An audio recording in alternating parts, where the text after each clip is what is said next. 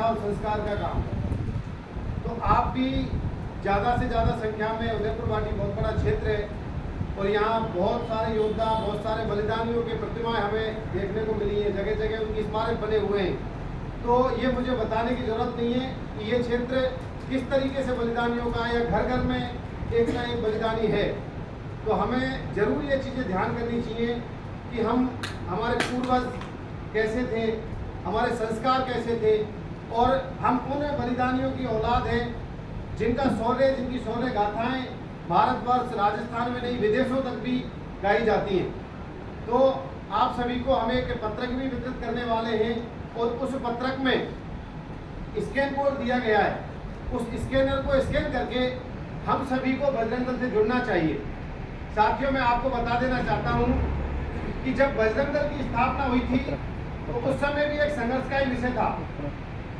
जब श्री राम जन्मभूमि की रथ यात्रा निकल रही थी तो उस समय पर वहाँ की जो सरकार थी वो विचारधाराएं उसकी कुछ अलग थी।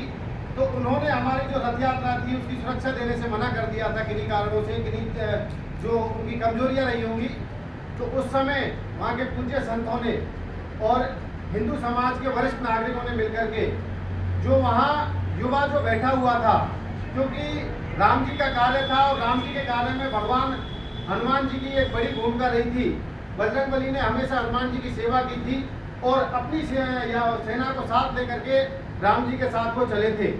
तो वहाँ तुरंत पूज्य संतों ने एक संगठन बनाया और उस संगठन का नाम बजरंग दल रखा, और उसी यात्रा में बजरंग दल की पूरी टोली ने वो जो यात्रा की सुरक्षा का जिम्मा अपने हाथ में लिया।